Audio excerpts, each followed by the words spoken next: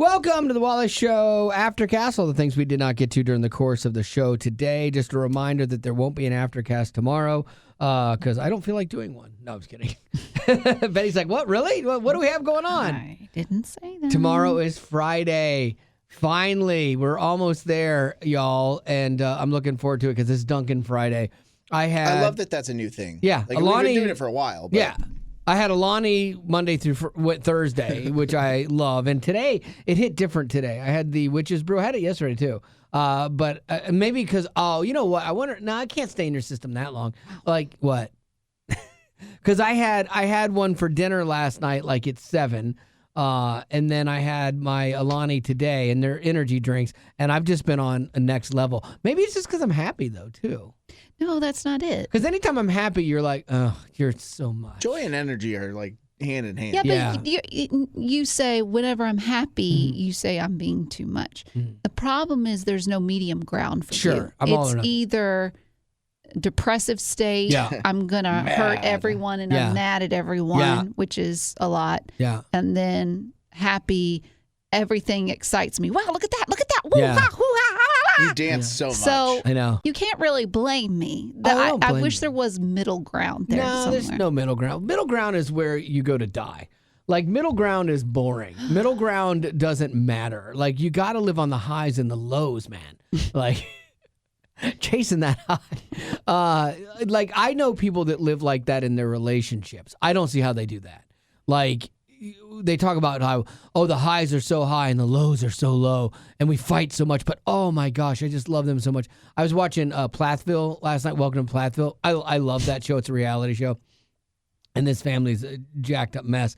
But there is a couple, like one of the sons, Micah, is dating this girl, and they've had these problems, and they're doing therapy sessions live, and this girl is a train wreck. He's no picnic. I mean, he's made mistakes and stuff, but there's no way they should be together. And so the therapist is like, why are you guys together?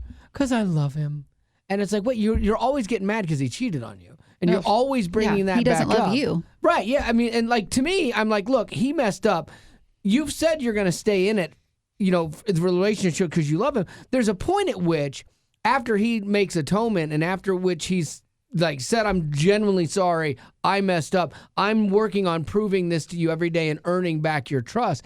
But for some people, you can never earn back their trust, and you're chasing this thing that can't happen. Mm-hmm. And that's their situation. Should he have cheated? Absolutely not. No. Was it her fault? No. But like her not being able to move forward and punishing him about everything and punishing his family, that is on her. You should do the admirable thing, and you guys should both split. There's no way these two should stay together. Maybe they're doing it for the show. That is a part of it because I think I think she likes playing a role in some ways, like because they had this other. One of the other sons had married this other girl, Olivia, and she was just a disaster in this family and caused the son to not talk to the mom and dad for like 5 years or whatever. And it was just all this drama. So here's flash forward to this new girl being in. They need that girl that causes drama. And then part of the storyline is she's calling the other girl who's now divorced and out of the family and bringing her into it. Drama. And it's just stirring up more drama between the family and the brothers. It's a mess. But there you are with your popcorn. I am just, I'm at 8 and I ate all the crumbs. At least it isn't me. I know. I did eat. And so it was interesting, though. The thing that I did like about it was that they were doing a therapy session. And you liked that? I did. I liked watching other people go through that.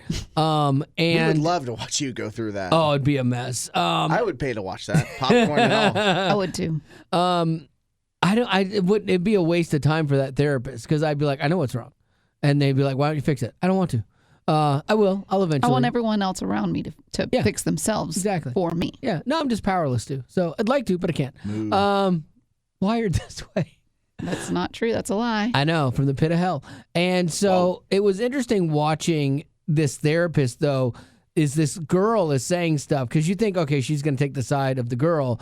And she's just like, do you hear yourself? How destructive and punitive you're being right now? Mm-hmm. And it was just interesting to see a therapy session go the way it was going. Like I know it's a drama show and stuff like that, but I really did enjoy it. Speaking of enjoying things, Starbucks, maybe something Gavin would enjoy. They're joining the protein craze. Have you seen this? No, tell me more. Yes. Well, I want you to tell me more because I don't understand it. So they're doing a new line of lattes and cold foams, which I like. Cold foam from Dunkin'.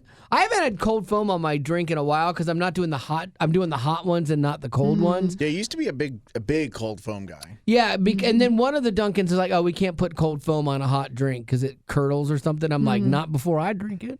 And so Just pour it in me. I know. And so they are doing cold foams, different flavors, but they're protein, and they say it's a strategy to modernize its menu.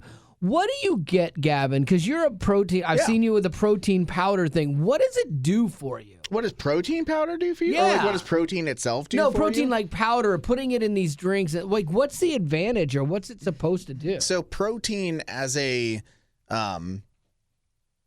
product, whether you get it through like chicken, beef, protein powder bar, like whatever you consume, however you consume protein, it helps to repair your muscles quicker. And so if you're training your muscles, if you're lifting weights, you are, by all accounts, technically tearing your muscles apart. And this sounds negative, but it is a good thing. Like, you are destroying your muscles, and the protein helps to reconnect helps to heal the muscles as you build them so that they can heal quicker, and then you build those muscles faster. But how many people do you think at the Starbucks drive-thru are like, I get the muscle head that's got like the big giant tub of protein powder and putting in all my smoothies and like, I get that. But like the person that's going through a drive-thru going, yeah, I'd like the pumpkin latte with the protein foam, please. Maybe not. But like, what is that doing for them? If they're not working out and you're not tearing your muscles, what does it do for you? I would think it'd make you fatter. Well, I think it makes you... Protein as a whole is not this over-the-top calorie-dense thing as opposed to things that are primarily sugar or primarily carb. Right. But for me personally, and I think statistically, and just based on like studies of people who eat higher protein diets, is that you just stay fuller longer. You're a unique example because you'll eat a pudding in the morning and be good. Yeah, till dinner. Like, I feel or some snacks. I feel so much better on any given day if I start the day with a heavy protein meal, because that can shoot me into, noon, 1 later in the day, and I'm not going to sit here feeling like I need to eat something an hour after I ate it if it was like a bag of chips or something. Right, and I get that because I have to fight that sometimes, but that's where I like really good willpower. Congrats. Congrats. So yeah, okay. It's not going to be for Stacy who's on her way to book club. That's my point. It's going to be for like me. Like whenever we do Dunkin' Fridays for a little while there, I was doing like a couple shots of espresso. Yeah. And then I would buy my own protein like smoothie, or I'd make something here, and then I'd combine the two because I like the flavor of coffee and I like the vanilla protein. Did it taste good? Flavor. I think it tastes delicious. Oh, okay. So there's going to always be like this hint of protein that's just sort of chemically and meh, but that's everything. Here's what I love, though. I didn't know this. This is exciting. The Starbucks representative. The new drinks will resonate with our customers, says Tracy, Starbucks Global Chief Brand Manager. Tracy. Or Tressie. Probably Tressie.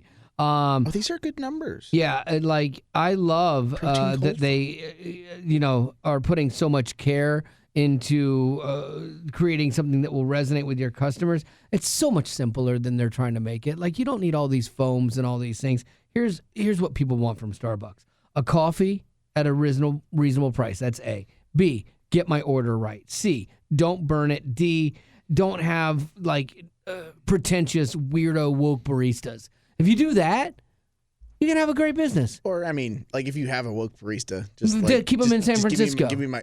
Yeah. And there are places where you want your woke Alabama's barista. not going to have as many of those. Yeah, I mean, you want to have a bunch of blue-haired, face-piercing baristas? Yeah, San Francisco, California, LA. It's wired for that. You're going to fit in with your people, but you don't need it at Franklin, Tennessee. You know, like that's not the place for that. But we It's not are the gonna work California of Ugh. the East. We're becoming that way because all those people horrible. are moving here. I saw a dually truck that passed me the other day, and it said, "Keep my Tennessee, keep California out of my Tennessee. don't California up my Tennessee." Or Oh, I something do like like that. I was like, Delivered. yeah. Well, I have friends that are dear friends to me that are coming into town this weekend. They live in California. They live in the good part. They live in Orange County. It's like super Republican.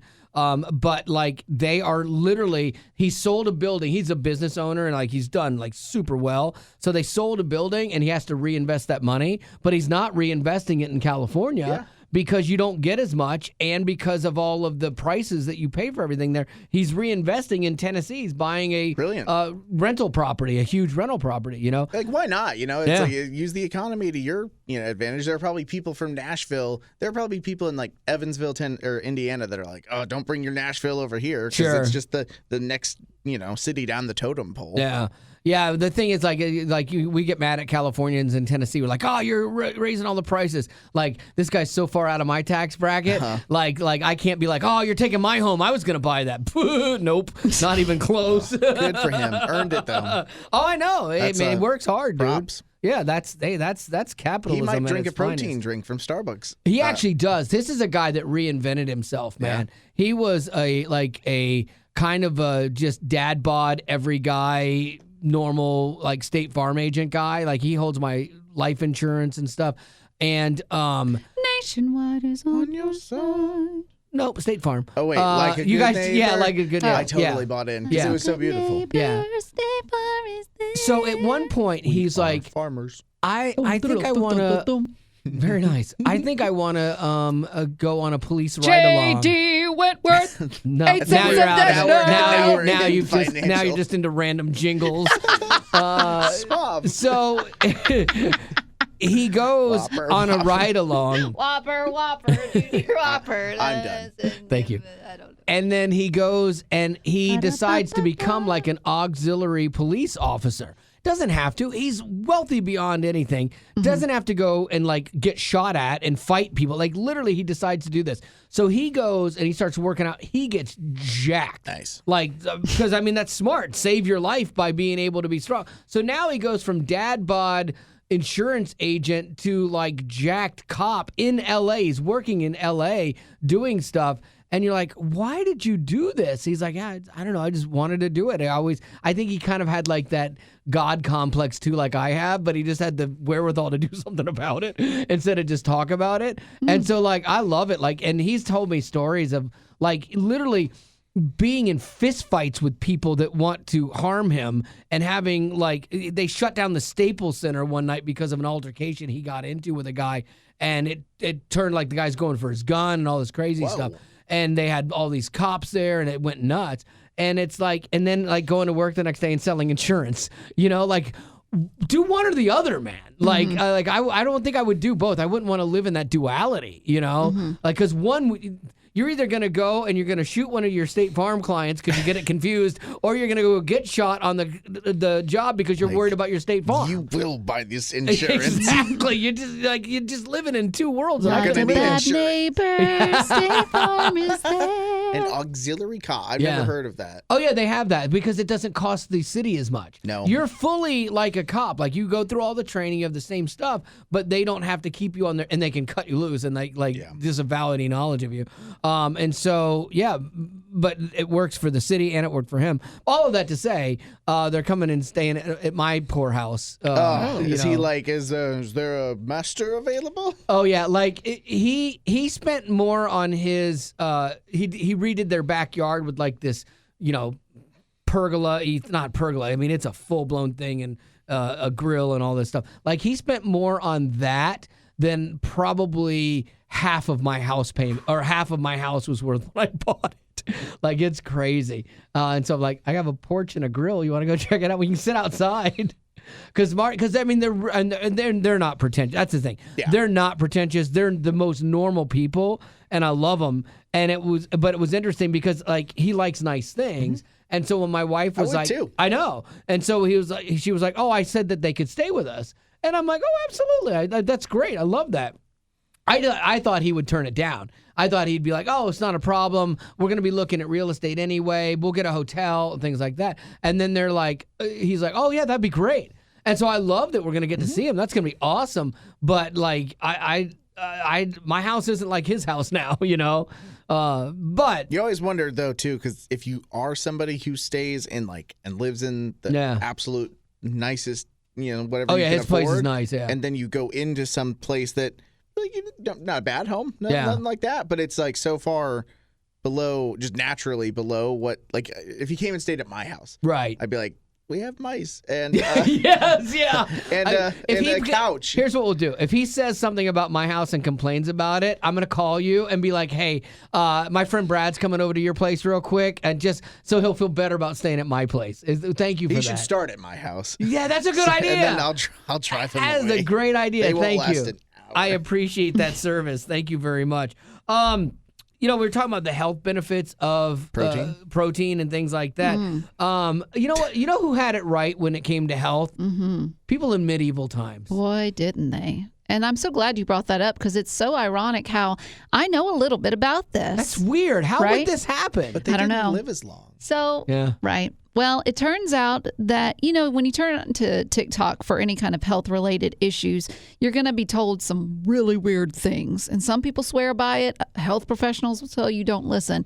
But someone noticed that a lot of the things that TikTok is telling you to do when it comes to like having a tender tummy or a swollen ankle. Yeah, it's random things. And it seems like medieval health tips. Were on point? Huh? Were real? Like they were legit? Well, I have some real medieval health tips that really were things that people tried back in the day. Pieces of but advice. They sound so crazy that they sound just as crazy as some of the TikTok trends that we're hearing. So the first one is barley water. Do you know what barley water would help with? Like a wheat, I know barley is like an ingredient in beer, I hear. Yeah. Well, it's supposed to help with digestion. Okay. So you boil the barley, then you strain the water and you drink it. And it's supposed to help you not have indigestion. So, Gavin, you would be doing this all the time. I mean, barley's probably, I'm not going to say this factually, but it's probably like a fibrous product, I would think. And I know that when you have more fiber in your diet, that helps with like tummy trouble. I was watching a show called Alone where they go out and survive and they have to film themselves surviving, and there's like a prize for the person that survives the longest. So there's a lady, and I love because it's all done in post. So there's a lady going, oh, this is this root, and I know all about plants. I live in Alaska. I can use this root, and it's such and such, and it will help nourish me until I can get some protein. And so as she's saying what this root is, the graphic comes up. That is not what this is. This is a thing that is going to lead to severe abdominal distress. And then she eats it. And she's like, oh. And the next day, she's just puking her guts out, and it's all gross. And she's like, oh, I must have just eaten them too fast. No, you're eating the wrong thing. But, I mean, that back in the day, like in the medieval times, they didn't know. They just had to put stuff in their mouth and figure it all out. Hey, did that help? I don't know. No, they're dead. Ray's dead, so I guess we're not going to eat that. I feel like these are the peasants that figure out if X is poisonous. Another medieval health tip, one that they tried, was using dead vultures. Do you know what dead vultures could help with? Headaches? Scarecrows? Oh, wait, this is health. Yeah. Yes. Headaches? But Wally, you're kind of right. No. They used it kind of as a cure-all. Oh. So they would hunt vultures. Okay. And then they would 'cause then use they'd the be dead. skull bones to grind it up. Yep. And they drink it, and it would prevent migraines, is what they What? said. No. Yes. That's insane. And I then- would get that for my wife today because she gets like it worked. bad migraines. She had one this morning when I left. It's funny how if you just stayed quiet, I know. her migraine would probably go away. 4:00 this morning. I'm getting up ready to leave, and she's like, "Can you get me some applesauce?" And so I'm like, because she eats applesauce, she'll take Excedrin, eat applesauce, just kind of lay there. And I'm like, sure, no problem. So I go and I get her an applesauce, and I open it up for her, and I give her the applesauce, and she's like, and a spoon. I'm like, woman! Like, See that yelling right there? Yeah, Makes it worse. I yelled right in her ear. No, just kidding. also the eyeballs, those could help with sore eyes. I'm not sure how, but No. and then they even not said a that if one-for-one. if a woman was pregnant and she wanted to induce labor, Yeah. you would tie the dead vulture's feathers to her legs, and that would So somehow great. Wait a induce second, labor. though. That Wait makes a second. sense. Is Dr. Carly a medieval? Maybe like, she's getting her health tips from TikTok. She's Yeah. like watching this and she's like, I never thought to Dr. try Carly. vulture skulls. Medieval doctor. Finally, this is something that you deal with, Gavin: chest pain. I do. So, have you I ever do. thought of to relieve your chest pain? You just find yourself a goat and collect its feces. That's a great idea. And what do Okay. you do with it? Well, you will dissolve it in water. Okay. I'm already gagging. You'll filter it and then you'll drink it. No. I Turn my mic off for 100% get your gag reflex. That's making me gag. Awful. Really? Yeah, because I can But see if it. Talking about but really. listen, because I didn't gag at all. If you're telling if the someone story. told you that it relieved your chest pain, would you do it? No. No. It depends on if someone told me like, oh yeah, you're at risk for heart attack. Maybe I'd do what I could. I You wouldn't. still But you know what I No. would do? I just stop drinking the energy drinks that I drink, and I would like be Yeah. a healthier human being. Well, just be I'd thankful. exercise. Let's be honest. Be no. thankful that you don't live in medieval times, because you could have been rubbing or drinking barley water, I mean- tying dead Velcro, It just means- dead vulture feathers to your legs, and rubbing goat feces on your chest. It just means someone got lucky one time. They're Yeah. like, I wonder if this will happen if I do this. And then it did, and they got better. And someone's like, well, obviously, we just got to keep doing this whole vulture or goat thing. The like stuff on TikTok that you brought up, Ew. like the cleanses and things like that, like those are gross. I tried one time. It's kind of like a experiment. They're like, okay, lemon juice and syrup and something else, and oh my gosh, I took one sip of it and I wanted to throw up. I'm like, is it supposed to cleanse you and clean you out because you throw everything up? Like, it was so if bad. it works. Oh, so bad. And yeah. I do think that I'm personally somebody who, like, if I see someone who sounds smart enough doing something that looks healthy enough, then like I'll trust it and I'll just go for it. Yeah. I have no idea. I'm not doing the research myself. No, I can't do that I kind of need stuff. Carly on TikTok to survive. Dr. Carly. If she told me that I Witch needed doctor. to gargle with goat feces water, Tell that I story would do it. differently. No, you if would it not. would relieve whatever symptom I needed it for, yeah, It's I would. number 2. Yeah, Yeah, I'd do it. that's so You're gross. nasty. No. You nasty. You grow. Yeah, like I remember when Betty drank the tire The tar. powder Oh my goodness. from Dr. Carly. Oh, that was bad. Yeah, Like, that was. oh my I couldn't, and I couldn't goodness. make it through it. My favorite part was she read the instructions wrong, and it was this tiny little dollop of a spoon, and she's got like 8 things in the water, and she powered through it like I did. a boss. It turned my teeth like brown. Yeah. Yeah. It was rough. Betty's Sure. never gotten through more than 1 week of a powder. No, that's the thing. Like, she does stuff. Like, the longest thing Betty ever did that I was like, wow, I'm impressed, was Pilates. Yeah. Like, I did you that stayed for in like Pilates. 3 months, maybe. Yeah, that was the longest I've I ever think you seen did you do longer something. than that. I think it was 3 months. You were like a Pilates person. Like you did it long enough for it to be like what we were like, oh, she does blank. Yeah, she does Pilates. Yeah, Yeah. you were our Pilates until friend. that guy, the grunter, came Oh, along man. and Ruined he it. drove And me you just judged nuts. him hardcore. Yeah, Yeah. I think you used him as an excuse, kind of like how people No. use Christians as an excuse to not get saved. Amen. I think you used him as an excuse to not go back. And I do. don't blame you. You're spending you weird did- money yeah. on that. It was a lot of Like money. gyms cost $20. You were just Yeah. over that. Yeah, yours was expensive, but when you were using it, not a big deal. When you start slacking off and you're not using it, then you got to Yeah, you got to drop it. You got to cut that subscription fast. I have a subscription to Birthday Magazine. Do you guys have that? Have you? Okay. It's been great. Like, I get a list of birthdays every month from people, and I get to send them gifts and things like that. Speaking of that, do you have any birthdays that we could do here real quick? Nope. Hey, but I do want to ask the potties a question. Hey, yeah. This gets me excited. So we were talking about this in the podcast earlier. If you want me to, potties, who am I to tell you no? Would you like to see Wally stand up? No, I would not like to see Wally I stand would up. probably. No. I'd go back to watching it just to see, Because I know you were telling a joke about going to the bathroom on a cruise ship. It's funny how, looking back, I laugh more than I did when it was actually happening. So bad. But we're still not laughing at the joke. I hadn't committed enough to memory. Like, I hadn't committed it enough to make it work. And then when I saw it, like, I saw everyone against me right out of the gate. And I even said, it's not fair. I know. You know what? I think you're using that as an excuse, saying that we were against Yes. you. No, we were ready to be entertained, except the entertainment never came. When I felt the vibe go against me, and I even said I'll turn on someone in the crowd, and I turned on Gavin, because that's how I do regular things in like events.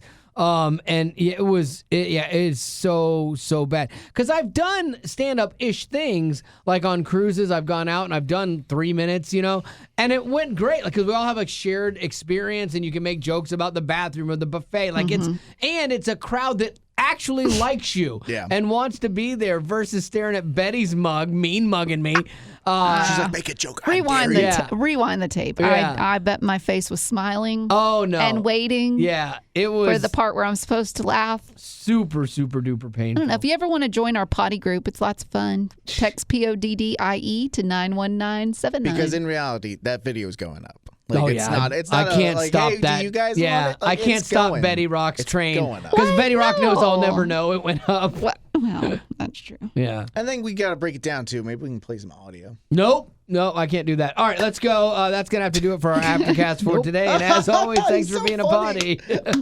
Growing up in poverty has never been easy for children, but with the added challenges of the pandemic, conflict, and natural disasters, families around the world are facing an unprecedented food crisis. Unfortunately, those who are already hungry are now even more desperate. But by sponsoring a child through compassion, you can help provide life-sustaining essentials such as food and clean water. And with your compassionate support, that child can not only survive, but also flourish. You can find out how and choose a child to sponsor when you click on the compassion banner at wayfm.com.